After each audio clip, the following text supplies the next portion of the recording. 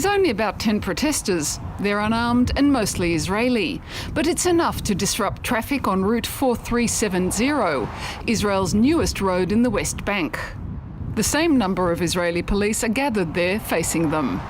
They pushed people, they tried to arrest people, they tried to remove us from the road, they shot some flash grenades, and generally behaved pretty violently towards us. Was it aggressive?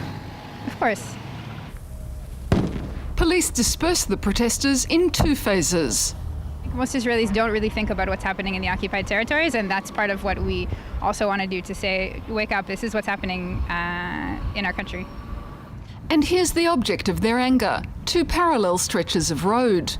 They're not long, only about 5K, but they are symbolic. The 2 roads are divided by a concrete wall with metal fencing on top, 8 metres high, separating Palestinian and Israeli drivers. And it's one more wall in an area which already has its fair share.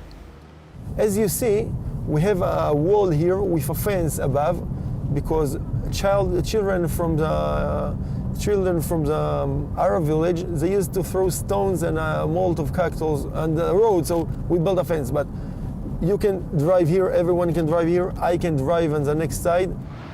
He can drive on the other side, but Palestinians can't drive on the Israeli road, because that requires showing your documents. When we will arrive to the checkpoint, they will ask my permission and your permission. Everyone, even me, should give them the permission or ID card. They can see that he has a permission to get in. אהלן, הם רוצים לראות שגם אותי בודקים. שוב פעם, אתה יודע. כן, כן. מצוין, טוב מאוד. הם טוענים שטוב, אחר כך יסביך. Thank you, good day.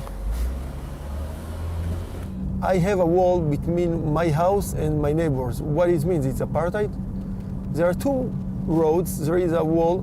You can drive here, you can drive there. So what's a wall? Every wall in the world is apartheid?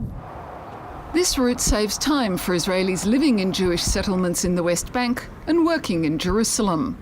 It's also a way for them to avoid contact with Palestinians during frequent traffic jams. Instead of using the crowded Hizma checkpoint, the main entry into Jerusalem for Palestinian drivers, Israelis now have access to the city from 3 different directions. Okay, so we're on the Palestinian side. But for Palestinian drivers, the road does not lead to Jerusalem. Both Israelis and Palestinians enter around, from 60 to 437. They come into the city, but there's a turnoff into Jerusalem for Israelis.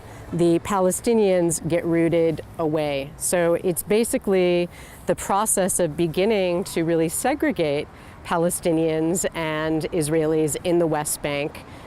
Palestinians have to go out of their way for several kilometres, driving on roads around the Jewish settlements to reach Jerusalem. Some say this new route has one silver lining. It cuts the journey time for Palestinians travelling between the West Bank towns, from Ramallah north of Jerusalem to Bethlehem to its south. Hi, it's good to see you. But Palestinians argue this is only an advantage in the short term. It seems it's good for Palestinians, but when you see it deeply, it is against the future of the Palestinian state. We have a very weak government, we have a very weak president, At the same time, you have very tough, extreme government in Israel. And you have another government here in West Bank, which is the government of settlers. Human rights groups claim the new segregated road is only the latest phase in a campaign aimed at keeping Palestinians away from Jerusalem. Betty Hirschman argues this is a long-term Israeli plan finally coming to fruition today. It's also a way of enhancing opportunities for construction and deepening of the settlement here. The creation potentially of a 4th settlement block adjacent to the city. Israel's aim is to establish an indivisible Jewish Jerusalem, cemented by building Jewish settlements around it. Palestinians warn this will make the 2-state solution impossible and will be its death knell.